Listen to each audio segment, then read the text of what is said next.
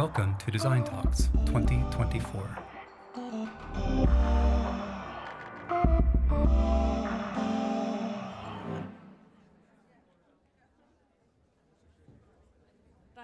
Góðan daginn. Welcome to DesignTalks.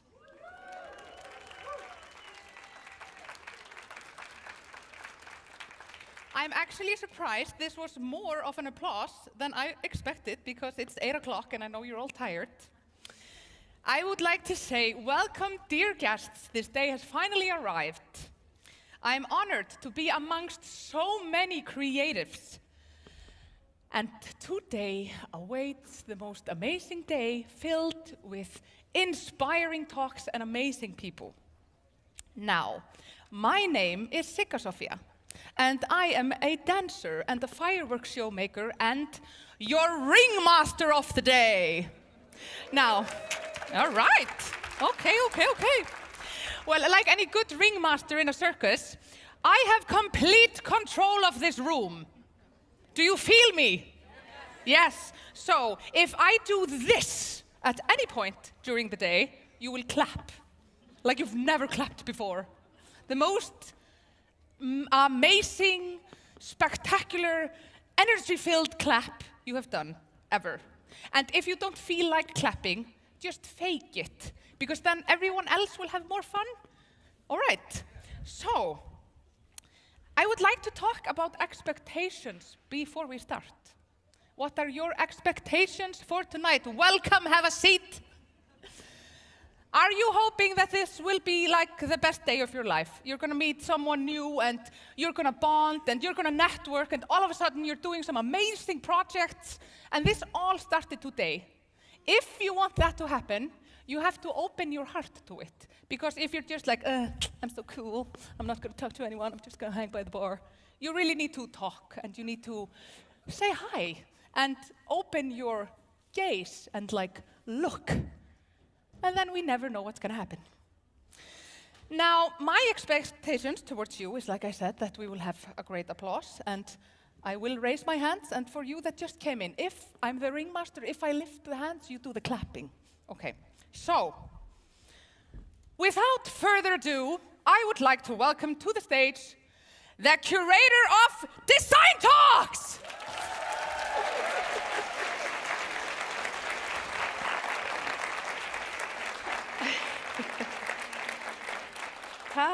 Takk fyrir og velkomin. So, in this seductive, magical world that is the circus, there is joy, beauty, and bravery. Ideas are kept in the air, genius is fiery, and flying is high. Anything is possible. But beneath the surface simmers the unexpected and at times the somewhat unpleasant. Here, chaos is the norm and balancing is an art. In this way, our circus is reflecting the unbalanced and polarized world we live in today. It is also reflecting our psychological swaying between despair and repair. There's constant movement in the chaos, and there's so much beauty to be found. The movement itself creates new opportunities for new learnings, for new things to happen, new ways of rope dancing. And guess what? The circus took over. We had to scramble the program very last minute because of air traffic jams. Honestly, I'm not kidding. But the good news, all the speakers will be here in real life, in person, no Zooming, okay? I think that deserves an applause.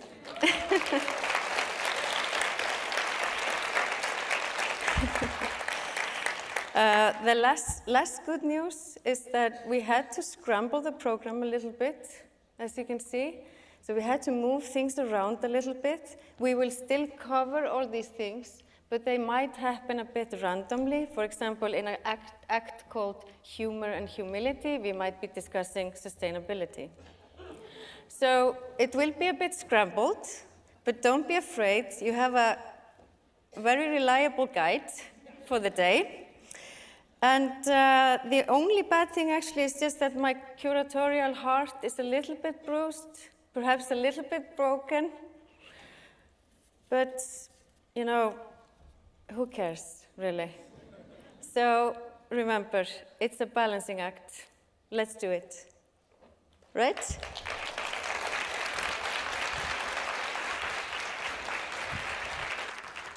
Okay, I'm not finished. I want to tell you like one personal story because it's just you and, just us.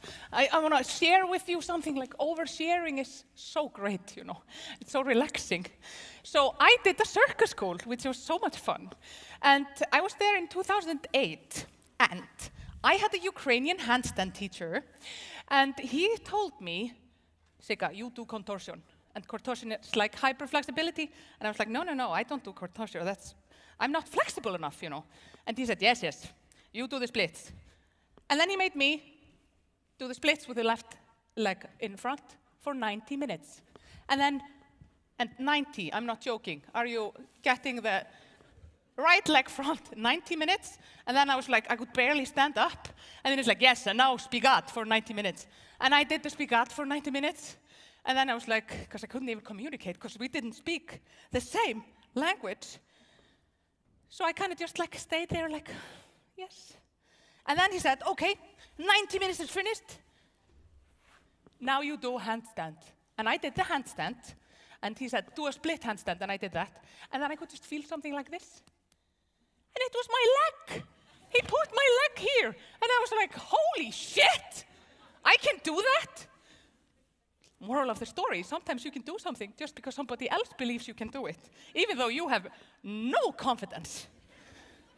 So, for the ones not traveling to Iceland, the event is streamed live on the Dezeen platforms with support of Business Iceland.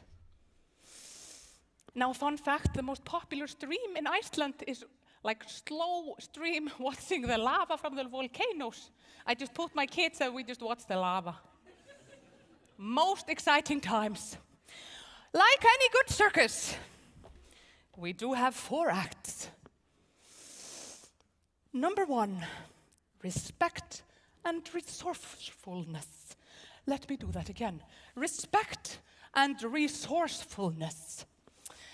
Number 2, beauty and betterness. Number 3, feelings and fantasy. And 4, humor and humility. Now, let's start Act 1 in 3, 2, 1, go! Act 1. Let's talk about respect and resourcefulness. On designing for dignity, justice, and reconnection with the earth right under our feet.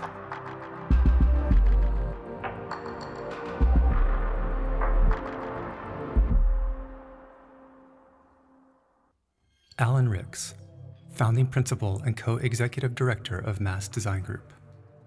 MAS, model of architecture serving society, believes that architecture has a critical role to play in supporting communities to confront history, shape new narratives, and collectively heal and project new possibilities for the future. In line with this, Alan's mission is to research, build, and advocate for architecture that promotes justice and human dignity.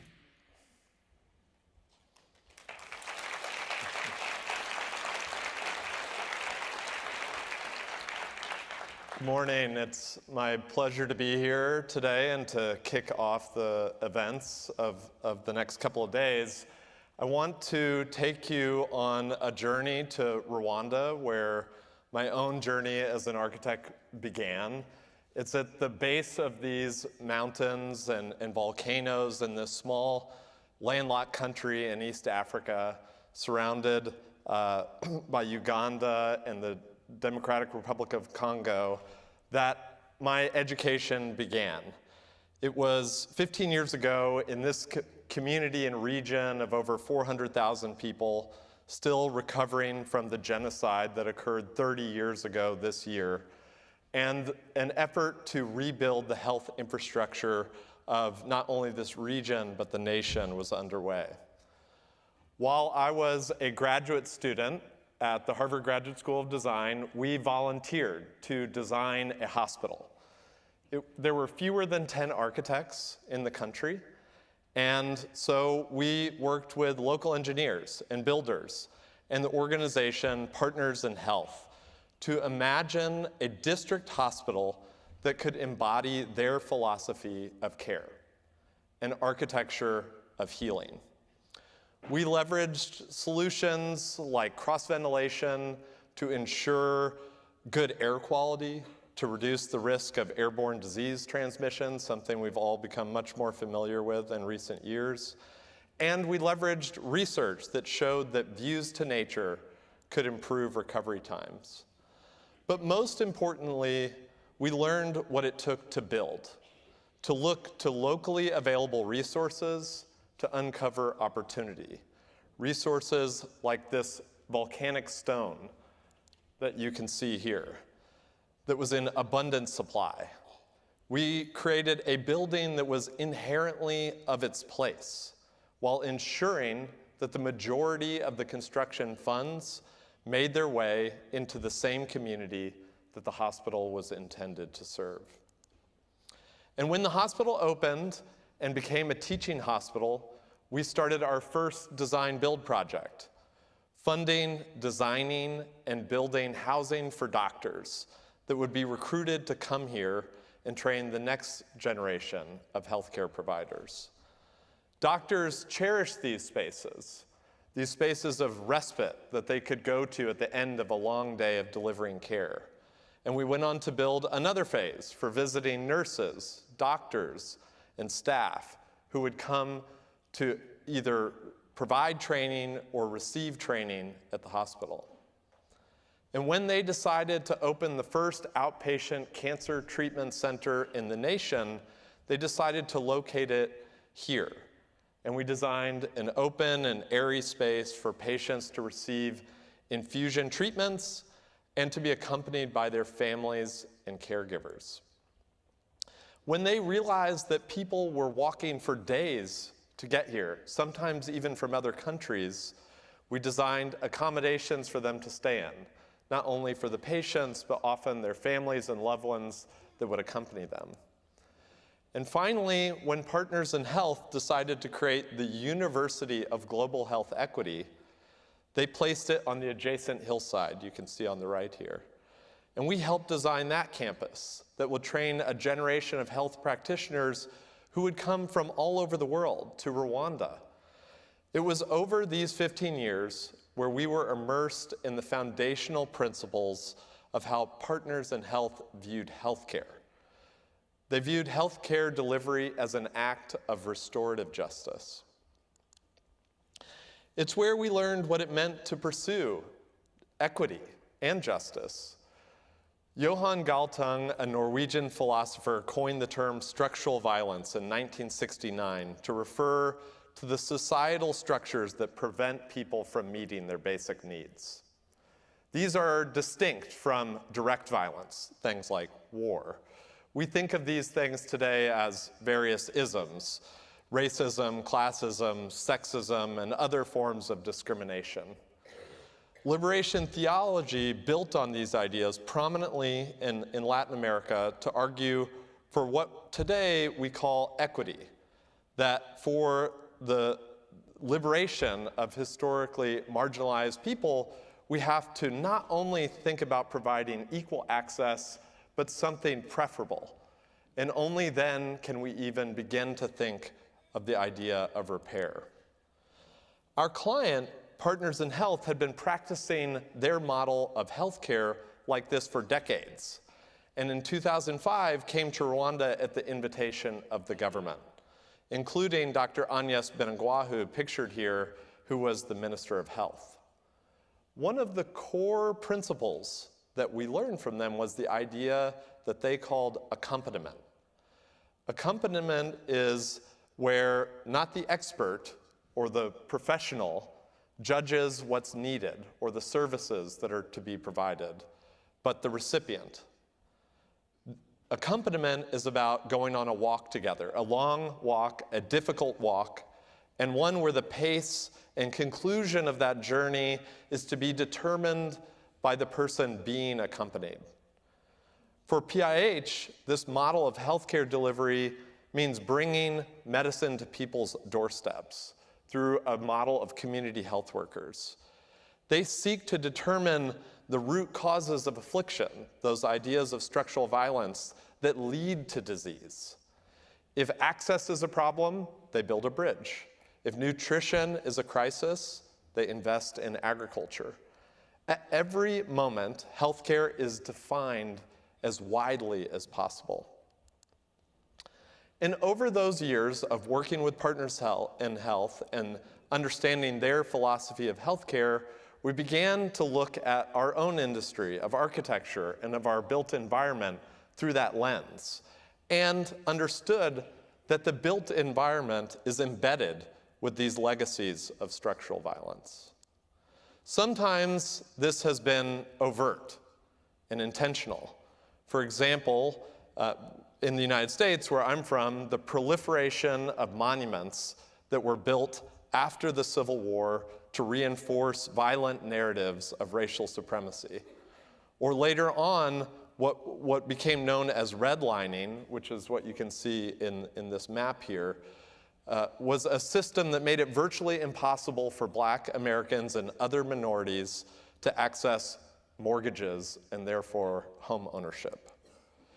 And yet, we have seen that design has the power to catalyze transformative change.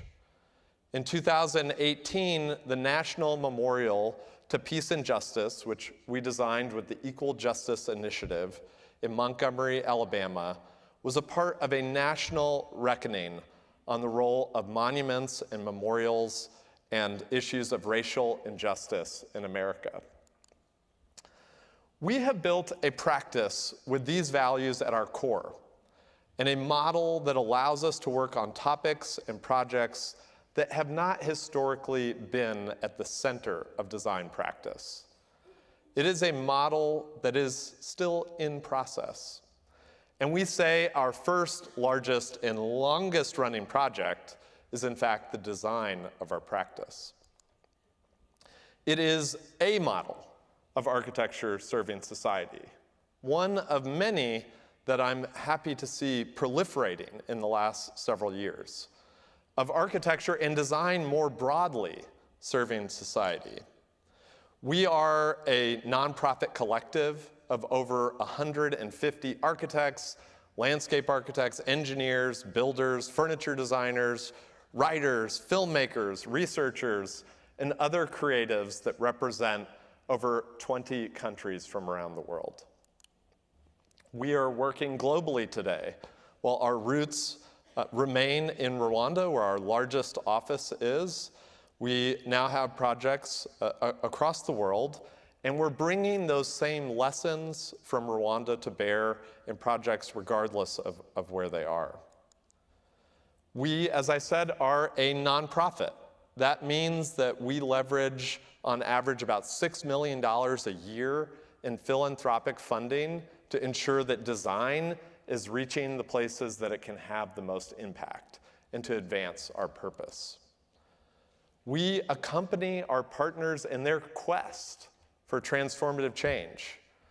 We engage with communities to generate dialogue, to build trust, to demystify the design process, and inspire collective action. We advocate for systemic change, which transcends individual projects by revealing, framing, uplifting narratives of justice and equity. Social movements can be given space and championed in our built environment. And we design for the well-being of all people and our shared planet. We champion strategies to reverse climate change through project construction and operations. We advocate for transparent and ethical supply chains that are restorative for people and ecosystems. And we advance regenerative systems to protect and rebuild biodiversity. So I want to bring you back to Rwanda to talk about my most recent project, which we've been working on for the past 7 years, and I feel like advances our climate action to its most radical. But first I want to provide a little bit of framing. So I'm going to reference theorist Kate Raworth, who some of you may be familiar with, who introduced this idea of donut economics. It starts with the goal that meeting the needs of all people within the means of the living planet, and from here asks what kind of economic thinking and practice will give us even half a chance of getting there. So what she does is situates the planetary limits, things like pollution, ocean acidification, biodiversity loss, alongside the social foundations that we all need to thrive, things like housing, gender equality, food, peace, justice, education. This theory recognizes the inextricable link between these social needs and the environmental conditions required to foster them. But I'm going to describe this through the story of a bird. This is the gray-crowned crane. It's a majestic species. It's the national bird of Uganda. It's native to this part of East Africa. And it roosts in these acacia trees. These acacia trees that you've seen in movies and photographs in the African savanna are treasured because the roots of the trees fix nitrogen into the soil, making it especially fertile. The gray-crowned crane then forages for food in these wetlands, like these papyrus stands that you see here.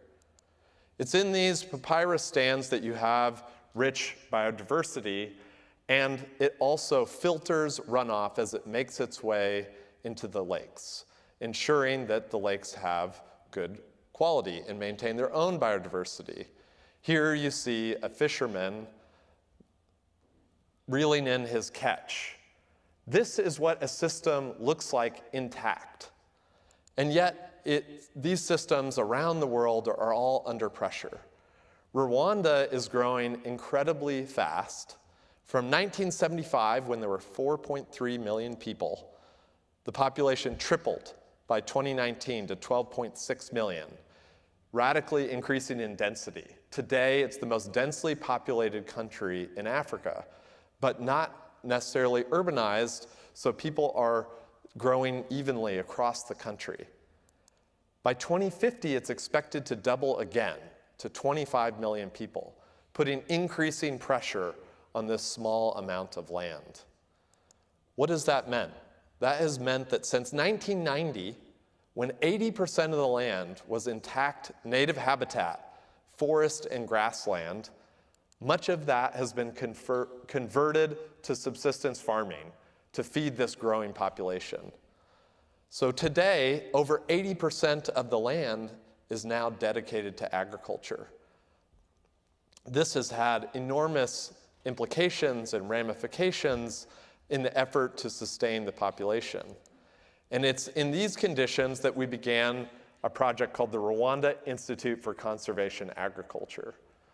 This project, which was funded by the Howard G. Buffett Foundation, wanted to create an institution committed to innovation and supporting entrepreneurship within building healthy food systems, and something that could be a demonstration not just for Rwanda, but for this region and for the world undergoing these same pressures. The government of Rwanda, in partnership with them, donated this piece of land. And as we were there walking through the site, it felt different. We could notice that there were different trees, different species than we had seen elsewhere, and it was more intact. We brought in an ecologist to look at this, because you can see in the foreground here, this is what kind of traditional farming looks like, but then you can see a small forest there. And what we discovered was that this was the largest piece of intact savanna woodland left in the entire country outside of the national parks. And the ecologists went in and started identifying a taxonomy of all the different species that he could find on site. Incredibly rich biodiversity, but he also identified that there were threatened species and that this was the habitat of some native species that seemed to have migrated away. Species like the gray-crowned crane. In Rwanda, there's fewer than 1,000 left in the country. And so, as we embarked on this project, we wondered what would it take to rebuild a robust and diverse ecosystem that could also support agricultural productivity. And so we began with our process of community engagement. In Rwanda, there's a monthly day of community service where everyone in the country gathers in their community to actually do acts of public service. It's in meetings like this where one of our architects, Noella, is meeting with the community to talk about what are their needs, what are the opportunities as we create this new institution in their home. And so we began with a master plan of this campus. First, protecting and preserving the savanna woodland, cutting off roads that were going through it, re-stitching it to the papyrus wetlands of the lake whose waters ultimately feed the Nile, situating the buildings and agricultural fields in the soils that would be most fertile, and beginning to look at what does it mean for agriculture and nature to not only coexist, but thrive side by side. And as we started to think about the architecture, we proposed this idea that first-year students would come together and live that smallholder farming experience. So each group of 21 students lives in one of these homes, surrounded by 2 acres of land, which they farm with faculty support. And as we started to think about the building, we wanted it to reflect the values of conservation agriculture.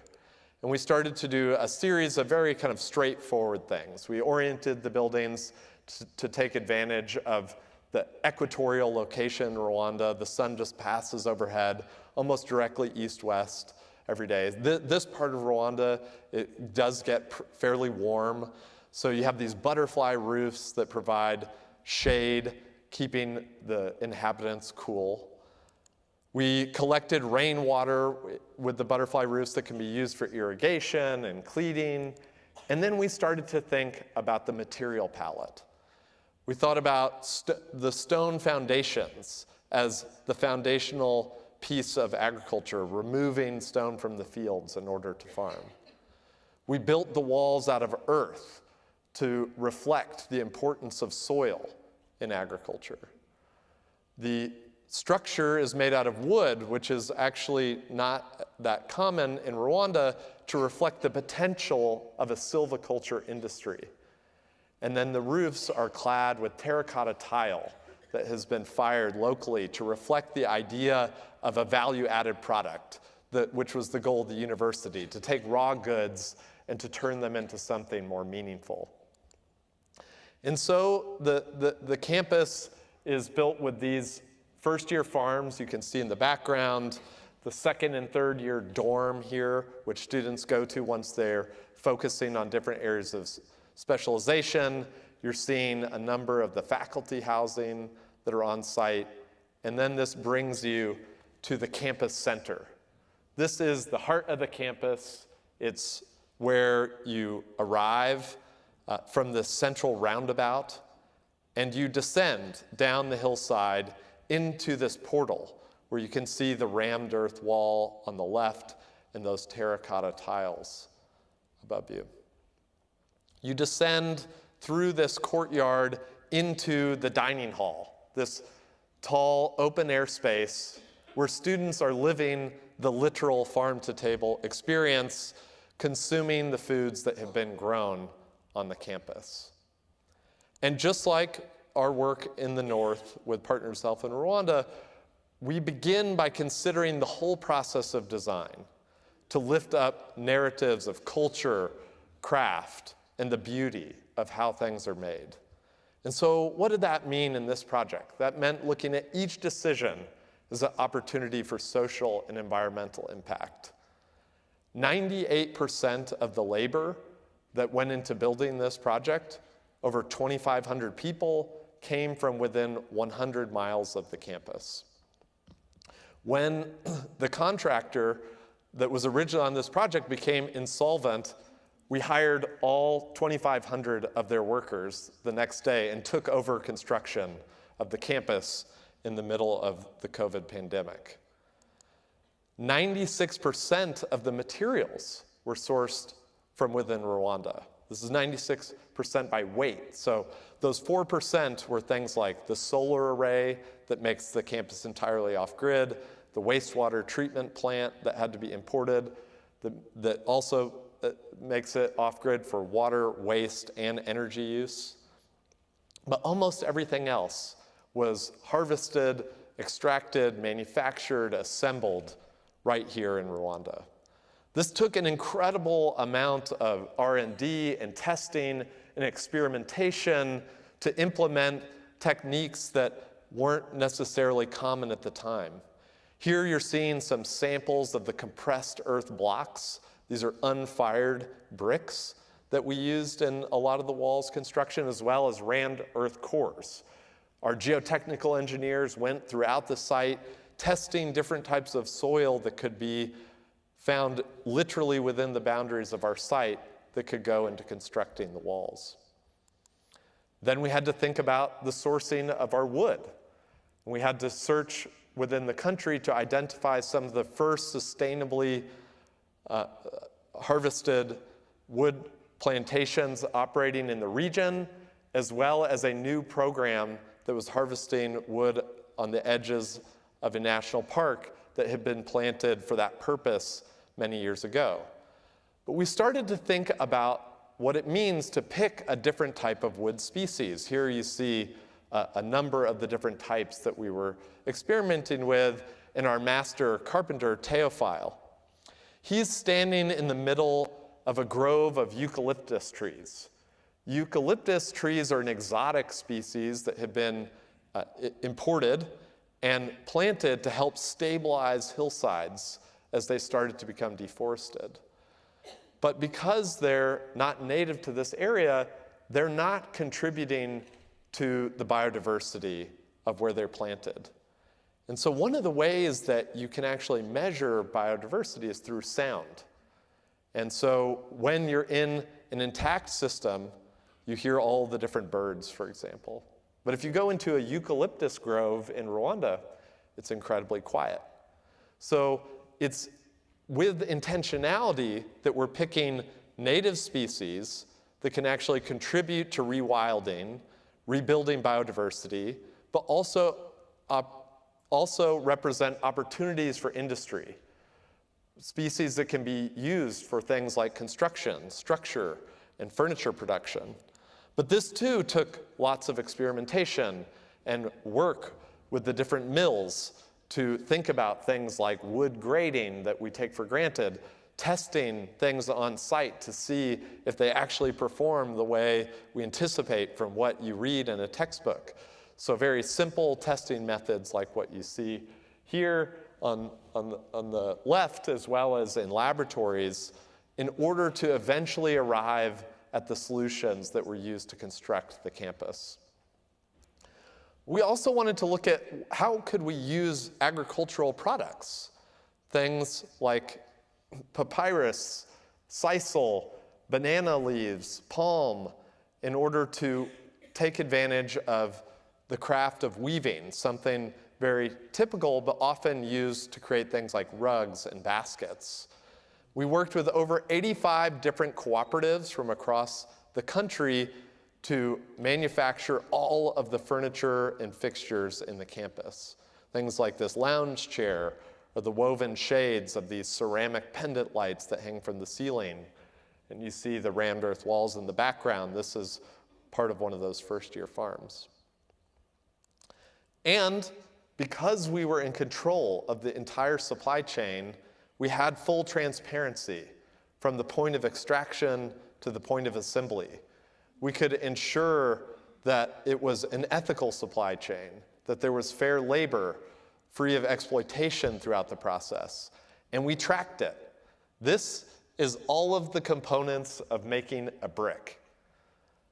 And each step along that path, we're able to measure the embodied carbon that goes into that product.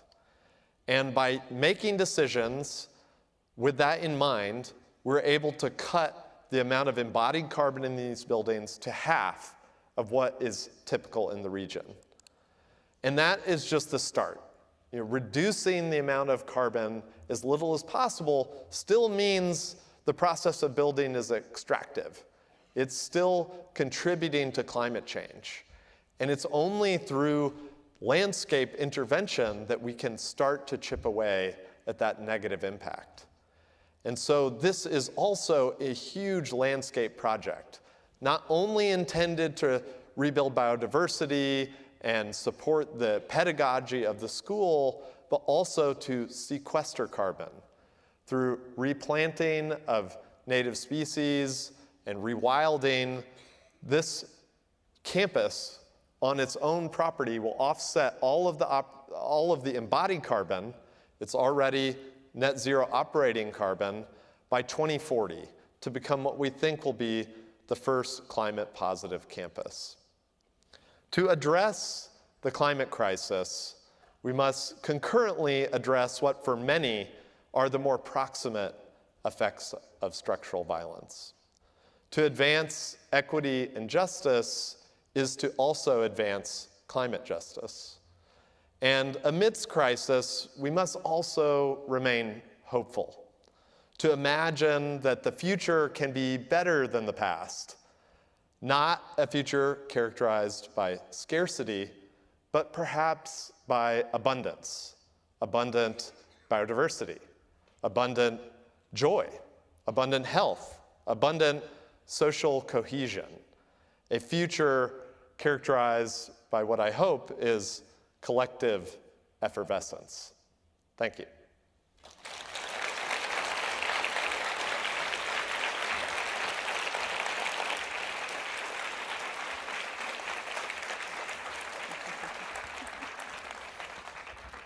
Thank you.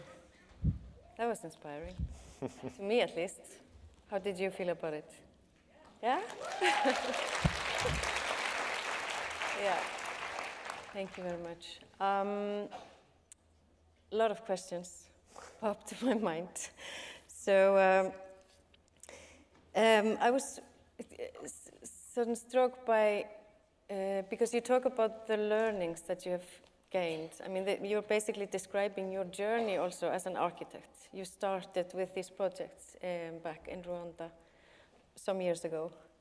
And you talk about the learnings that you have gained from that and are able to maybe apply somewhere else. Could you give us an example of what that is and how that translates in other environments? Yeah, I think one of the questions that we would often get when we were first getting started was, this is maybe possible as an approach in Rwanda. What does that mean in the United States or somewhere else? Mm-hmm. And so we decided to try it, and we started trying to work in the US after probably 5 years of work only in Africa and Haiti. And it follows a very similar process. The notions of accompaniment, of trying to identify what are the root causes of the issues that a community face are all the same. I think in conditions where resources are abundant, it has often become too easy to just pick things out of a catalog without asking these questions about what are the implications of the supply chain. So while we might not be able to literally manufacture everything if we're building a project in Boston, let's say, we can still ask those questions about what are the social and environmental implications of the choices we're making and let that drive decisions. Yeah, that's interesting. And also, like in Rwanda, you are dealing with, let's say, you are building and you're repairing, let's say, in a zone that has been horrified by, catastrophes and wars, and now we see something similar happening around the world today. People are going through unmountable, imaginable suffering. And I was thinking, what are your thoughts on sort of the whole, like you ended on a very hopeful note on the future and, how we could collectively build together. But your thoughts on, are there some learnings from what you've been doing that you can sort of project into these situations? I think, when I was in architecture school 20 years ago, this was not a topic that was the focus of the discourse, social, political issues. It was the kind of peak of the starchitect, the global icons, and we saw incredible creativity going into some of the most amazing structures being built in the world, but not necessarily prioritizing some of the social issues that we're faced. I feel totally differently today.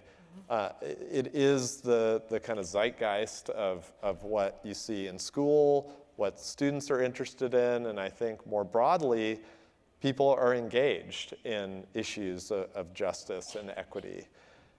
So I don't want to be kind of cavalier about the tragedies that are occurring today in many places in the world and the challenges we face with existential issues like climate change, but I also feel that there is a fatigue in the kind of constant sense of doom, and that we have to look to where we see progress to imagine that we can move forward, and that the mentality of trying to scare people into action hasn't been effective. And so maybe it's time to try and inspire people that to address these things means there's something better on the other side, not just averting calamity. Yeah, exactly. Painting a picture of a future that we do want to have, in a way. But because you talked a lot about working with communities and involving local communities into, your process, what do you think? What are your biggest learnings from that? Or what what would you recommend? Is there a good practice tip? Yeah, I mean, that kind of reminds me of often we hear, well, MASS is a nonprofit. What does this mean for me in my work, in my practice, or how could I do work like this? And I think, for us, it meant going to a completely different part of the world. But what I think we've realized is that there are needs in your own communities. And there are opportunities to engage hyper-locally. And that's usually the place where you are most likely to have trust already, where you have a connection, where you have some sense of understanding, and is the place to begin, to find the community organizations, the nonprofits that are working in your own community and say, how can my skills be put to service of the work that you're trying to do? Yeah. I noticed that, was it a couple of years ago, 2 years ago, that that MASS received the architectural, what is it called, AIA. I'm very bad with these abbreviations. No problem. Yeah. So you won the award for the firm of the year, and I just noticed that you got it because you are a purpose-driven or a mission-driven practice. And it made me think, like, aren't we all mission-driven? Like, how would you, what were your thoughts on that? Yeah, no, I mean, usually when we would tell architects we're a nonprofit, they'd say, yeah, so are we. So I think that's not an unfamiliar sentiment, and I think that is the case that we're all driven by purpose. Most people want to have a positive impact in the world, but in architecture, the business model has not been configured to support that agenda. It has been configured based on kind of neoliberal economic, like capitalist-driven tendencies that privilege working on the most expensive projects, where your fees are correlated to the cost of construction. You're going to make more money on a luxury condo than you are on affordable housing. And so I don't think it's that we need to like change the mindset of the creatives to say you should be doing socially engaged work. We need to change the incentives in this, so that it can be afforded for people to do this kind of thing.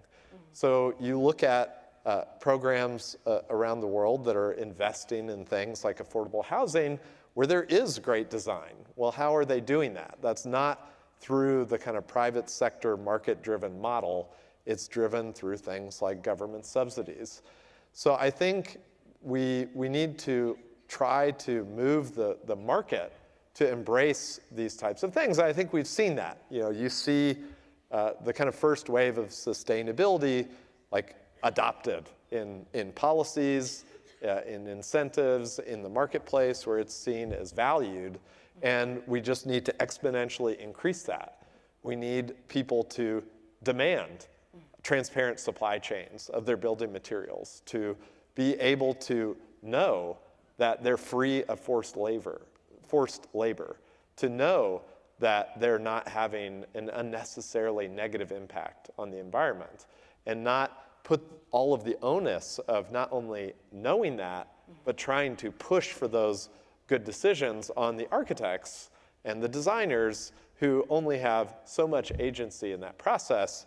But it begins just by asking these questions, that putting in front of people these choices to say, you know, the embodied carbon of these two products is this, the positive social impact of these two options is this, and to help people understand the implications and ramifications of the choices that we're making. Now, remember our ringmaster story when she was, you know, the Ukrainian teacher was telling her she could reach her head with her feet? Remember? Yeah. Yeah. So if there are people here in the audience who would really like to go down this path of designing for justice and dignity and being servants of society, what's the one tip? What are you going to tell them that they can do that they don't believe they can yet? Well, I think it's what the greatest thing we had going into it was our naivete, that we didn't know what it meant to build a hospital. And because we weren't kind of burdened by the assumptions that have become the status quo, it allowed us to ask, you know, naive questions. And so I think that's the mindset I would go into, that it's not about necessarily bringing expertise, but bringing a willingness to have an open mind and to ask questions about why are things the way they are, or that we've come to expect, and could it be different? Thank you. Thank you.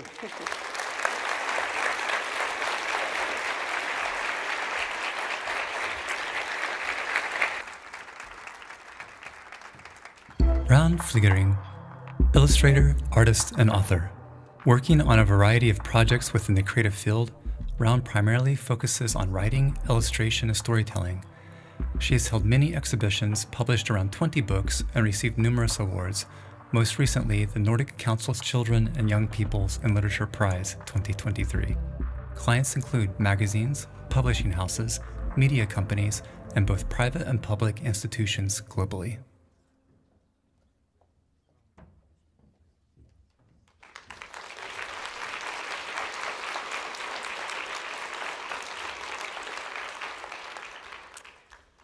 Good morning. Very nice to be here, and thank you, Alan, for inspiring talk that made my heart jump a little bit when the was it the great or the gray-crowned crane appeared, because obviously I have also been thinking a lot about birds. I was originally put in the afternoon slot of the talks, in the act called Humor and Humility. And then because of that air traffic jam, I jumped in here now, which is kind of like, it made me think about, because Lene was talking about chaos, and I thought everything connects, because you know the crane and the birds, but also because this act is about respect and resourcefulness, reconnecting with the earth right beneath our feet. And that's exactly what I'm going to be talking about, while being incredibly humble and humorous. That, of course, puts a bit of pressure on the people that will be talking in the afternoon. But I'm sure they will figure that out. So, welcome to the House of Bird. My name is Rán Flygenring, and I will be your hostess and your tour guide as we go into this house, or at least towards it. I have a background in design, but I mostly, as it said in the intro, I work as an illustrator, artist, and a writer, and the pencil is sort of my main tool, and with it I create stories and share stories about the world, and in the recent years they are mostly all about nature and the natural forces and our connection with the environment. And yes, the House of Bird is it's an idea, it's an experimental idea, very much in development. But I still thought it would be a good idea to sort of bring it to the surface under a bit of pressure and share it with you, even though it's still in development. It's at least something I've been playing with for some time. And if this house, I thought if this house was a house, you would kind of, we are still at the skeleton stage. Yeah. So, as to go to this house, I have to ask you to join me on a bit of a journey. And that journey starts in 2011, when at the beginning of my career, I had sort of just graduated from art school here in Iceland, where I studied graphic design. And that summer after, or well, it was a year after, I applied and got a job as it was a creative summer job in the city. It's one of these jobs where you apply to do a specific art project, either alone or in a group, and you work on that the whole summer. And I applied and got a job to be in my own one-person drawing group, observing and drawing the city life.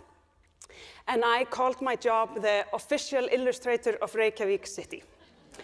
And very humbly. And I even posted this picture online as I announced this project, and it caused quite some stir. And I remember some trolls online being like, I can't believe the city would splurge on such a thing. And by the way, the city has, since then, a few years ago, they did appoint an official illustrator.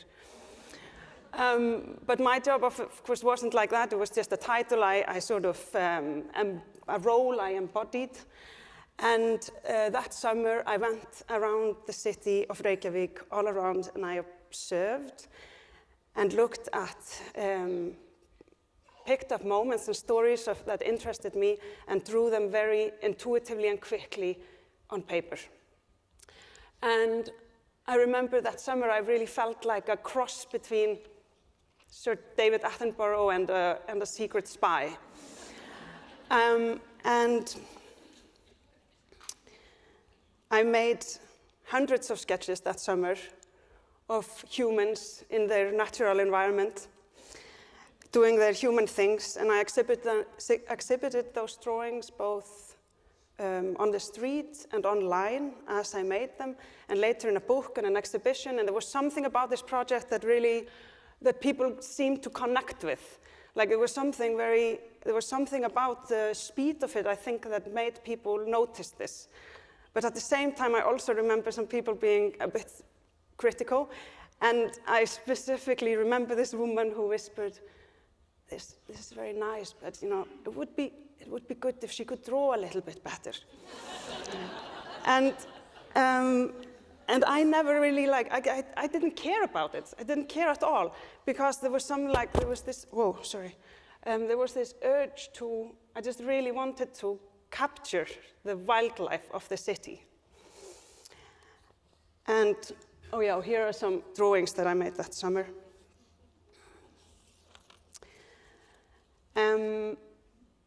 Since this summer of 2011, I have been working on all kinds of stuff. I've written and illustrated. I've illustrated a lot of books, more than I can count, and I've written some. I can still count those. I've been working for all kinds of institutions and companies, big and small, and I've done murals and stamps and photo booth. That was a drawing booth. That was horrible. I was inside the box drawing. I opened a puffin shop and a puffin hotel, the first hotel in Iceland only for birds, not birds, puffins specifically. And I've also been live drawing a lot, conferences like this one, also weddings, lots of more conferences than weddings, no funerals yet. I've opened a buy nothing shop and done exhibitions and workshops and courses and all of that. But when I think about all the things I've done since the summer of the official illustrator, it feels, at least to me, that everything has sort of just been like an elaboration on that project. I've been observing the world and picking up stories and sort of communicating them in wonky drawings of people and funny dogs and birds, a lot of birds, and whales and horses and the ocean, nature, lots of nature, and lots of people in nature, and a lot of people expressing their nature. And, you know, now I've set up this picture of the illustrator that is observing and drawing what I see and picking up all the stories. But the thing is, this doesn't really hold water completely, because as much as we are like illustrators or designers or artists or whatever, we are that, and we are looking at the world and creating stories and making solutions.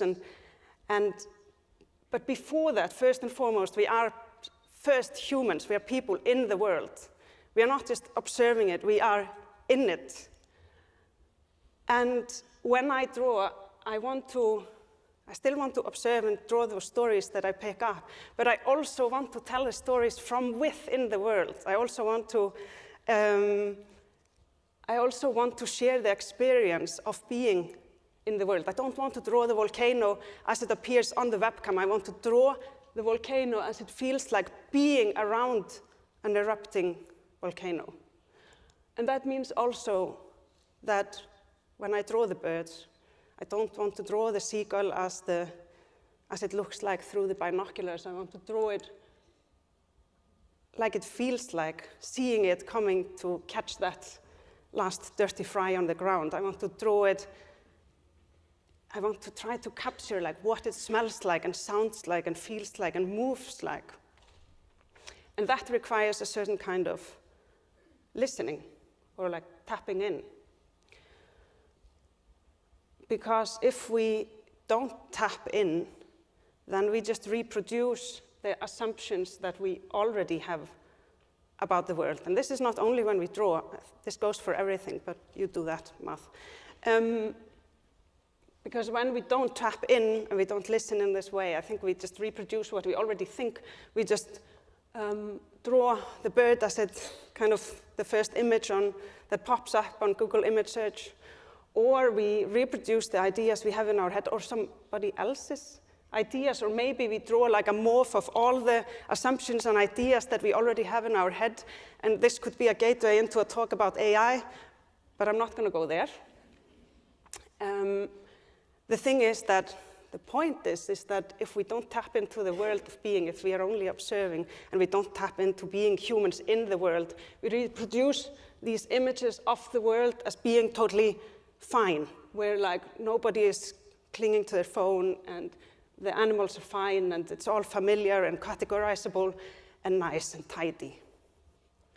But the thing is, the world isn't like that.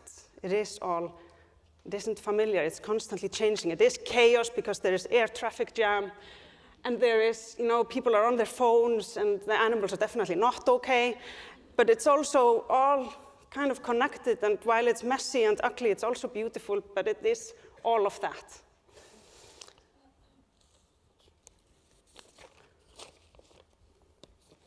So, little by little, I've come to realize that in this, I am a human in the world. You are humans in the world. We are people in the world. But then I've also been the official illustrator for so long. I've been drawing the world that I am part of. So obviously this brings up a huge problem. I am in two places at the same time. I am the one who is observing, and I'm the one who is being observed. And what do you do with that kind of, that's obviously a problem. There is something broken. You can't be split in two because we are one. So what do you do with that kind of realization?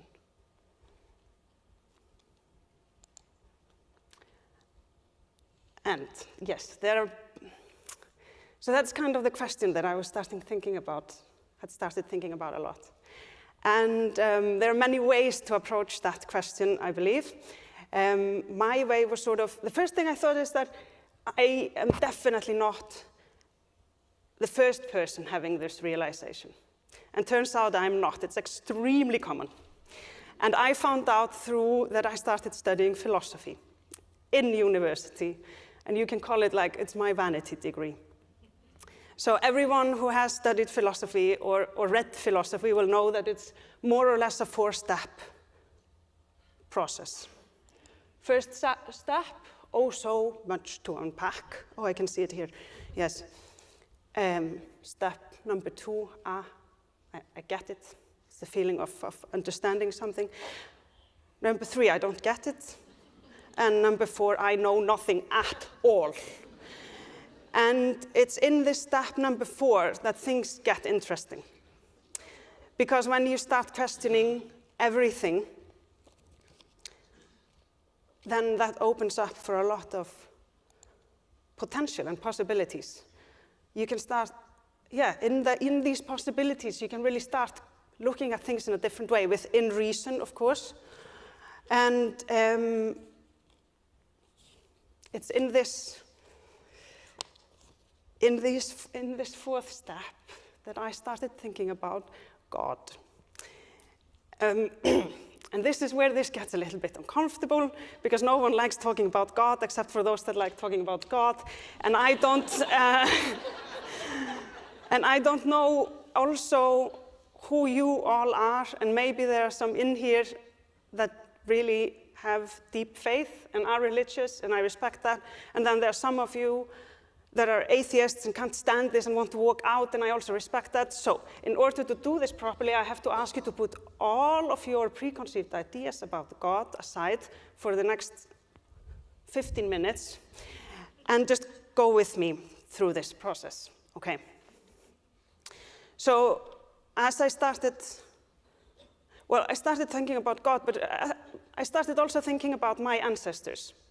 So my ancestors, I assume, because that's what people did, and probably your ancestors, and depending on where you come from, but they all went once a week to this place in their local area on Sundays to Mass. And they went there, young and old, and the sinners and the scandalous, and everyone went once a week to this place to sit and tap into something bigger. And they went there to,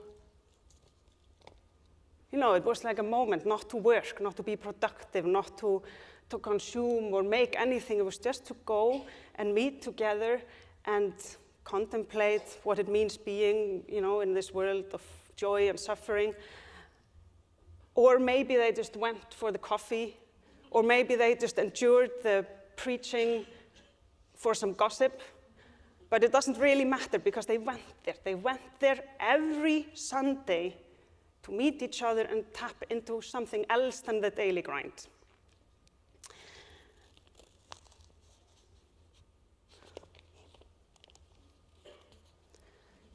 Yes, there you can see it.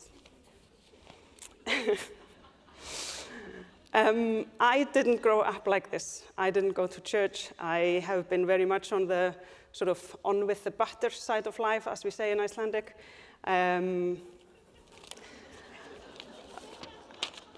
I have been working a lot.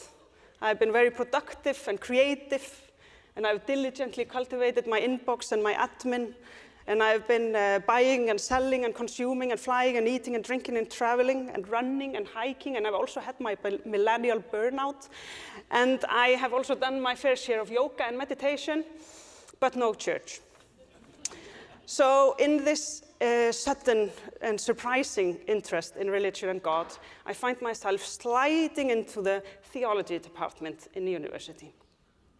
And there I did a course on eco-theology, and it was very interesting. And also because I am a so-called mature student, which is a euphemism for an old, annoying student that asks a lot of questions. I asked a lot of questions.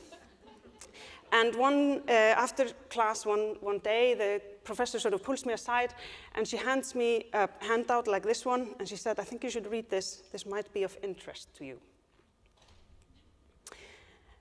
And needless to say more, this is when I started going to church. In this course, I made a friend. And this friend is a agnostic scientist. And this friend is an LGBTQ activist. And we share this notion that if something is uncomfortable, it's best to understand it. We need to understand why. And to understand why, exposure is the key. So we have been going to Mass on Sundays this year together. And at the beginning, I found this extremely uncomfortable. I did not want to tell anyone I was going to church. I didn't want anyone to see me going to church. I didn't want to, I didn't know how to explain why I was there. And I felt like a traitor to myself and my atheist friends. I felt like a traitor to philosophy because God is a total no-no now. In philosophy, it didn't used to be, but, and I also felt like a traitor to those that go to Mass on Sundays in full sincerity and honesty. So it was a very uncomfortable situation. And what I did to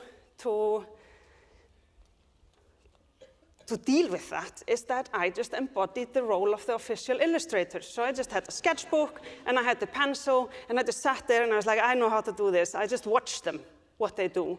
And I recorded sort of tongue-in-cheek in my sketchbook. And so that's what I did for a few Sundays. But exposure is the key, because little by little I got more and more relaxed in this setting. And then I started also, I just relaxed more. I could just observe a little bit in a little bit different way, not so much full of this inner resistance. And when I started relaxing a bit more, then I also noticed all the pretty things in churches. There are all these like beautiful ceilings, because we were going to like different churches. And there is all these details and carvings. And there is a lot of like colors and textures. And there's amazing architecture. And there's embroidery, like incredibly rich embroidery and textiles. And there's also a lot of art and stained glasses and stained glass windows. They're so beautiful. And there's also music, which is amazing. And there are organs, and organs are freaking the best. Organs are amazing too. And I love organs. And I can't remember which one is next, but yes, this is when it was after a specifically good organ piece, that we walked out of church and I said to my friend, I think I'm starting to see that there is something to this. If only there wasn't so much Jesus. And I had just let that word slip out of my mouth where I realized how incredibly missing the point and even a little bit arrogant it is to say that. And then I started thinking, then a new question came up. And I was like, what does it, if I am torn and twisted and as soon as I relax, then I just become an arrogant ass. And what does it need? What does it feel like being in this Sunday thoughtful hour? What does it feel like without having that inner torment? Did my ancestors feel like that? Or what would it take? I don't believe in God. What will it take for me to just relax into this? And that's when this handout came to my mind. And this handout, this print, is it is the first chapter in a book by Mark Wallace called When God Was a Bird. And this book is about Christian animism, basically. And in this book, he is examining the role that the world's religion play in the current crisis that we are facing. So he basically puts a bit of a blame on Christianity, or at least says that Christianity bears a disproportionate burden through this unearthly theology that puts humans apart from their origin, and by that creating these attitudes that then open up for exploitation. And in this book, he uncovers God in Christianity as a being of, I think he writes the beaked and winged Holy Spirit, and we have seen this. It's the dove that we have seen 1,000 times and always thought oh, it's a metaphorical dove. But Mark Wallace is no, that's God. God was a bird. And if we pop out of our Western bubble, then this shouldn't come as a surprise, because birds have played a pivotal role in old religions and indigenous communities as well.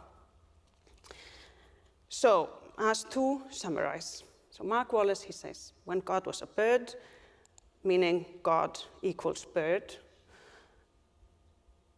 I believe Mark Wallace believes in God, but I was trying to solve it for me, and I don't believe in God. I still, even if I've been going to church, I still don't. So we need to take the next step, which is the birds. I believe in birds. I believe in the pink-footed geese as they come back, return from Scotland in spring. And I believe in whimbrels when they are looking for insects in that last tiny piece of this hectare of wetland that we still have. And I believe in puffins, and I believe in their fluorescent beaks that no human knows why is fluorescent. And I also believe in whatever that is. I believe in sparrows and ravens, and I even believe in seagulls and pigeons, which some people like to call the rats of the sky. And we don't even have to limit this to avian qualities. We can even believe in the weeds and the plants and the whales. I also believe in the ocean and everything that is in it. And I believe in mountains, and I believe in glaciers, and I believe in the volcano. And now, I'm going to give an experimental house of bird scriptures. I call it the word of bird. The spirit of the bird is on me, because the bird has anointed me to proclaim good news to the separated and the disconnected. Bird is here to bind up the brokenhearted, to proclaim freedom for the captives, and release from darkness for the prisoners, to proclaim the year of the bird's favor and the day of returning of our birds, to comfort all who mourn, and provide for those who grieve the earth, to bestow on them wings of beauty, instead of those of doom and gloom, likes and shares, the oil of joy instead of the fuel of mourning, and the feather of praise instead of claw of despair. They will be called owls of rightfulness, the flocking of the birds for the display of the splendor. We will rebuild the ancient ruins and restore the nests long devastated. They will renew the ruined burrows that have been devastated for generations. Warm-blooded vertebrates will migrate and murmurate. The beaked and feathered spirits will fill the fields and vineyards. And you will be called the egg of the bird. You will hear it sing and peck, call and cuckoo. You will feed on the wealth of the nest. You will suffer the fleece of the nest, and in its riches and scraps you will be entangled. Instead of your shame, you will receive a double portion, and instead of disgrace, you will rejoice in your entanglement. And so you will inherit a double portion in your guts and your heart, and everlasting wonder will be yours. For I, the bird, love justice. I hate robbery and wrongdoing. In my faithfulness, I will reward my flock and make an everlasting covenant with them. Their descendants will be known among the living beings and their avians among them.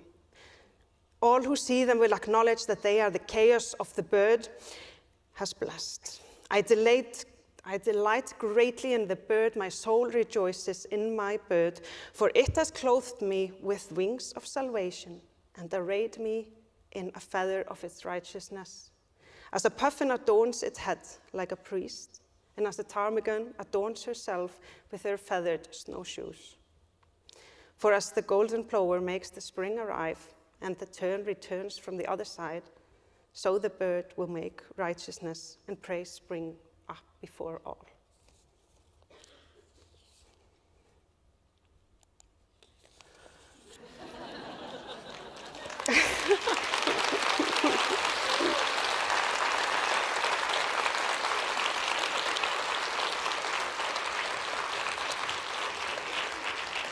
So, to summarize, we have for a long time been cultivating a separation between ourselves and the environment. And Christianity, for better or worse, if we like it or not, has shaped our society, and along with many other things, played a part in this divorce. And the House of Bird is it's a metaphorical house. It's an idea of a house where we can go together and reconfirm and remind ourselves that we do not inhabit two places. We are in one place. We are here in one world. We are a part of it, not in two, but in one, and that's kind of what the House of Bird is all about. And I have to say, I'm not sure if I really had to bring God into this, but I think the bird part is definitely legit. Thank you.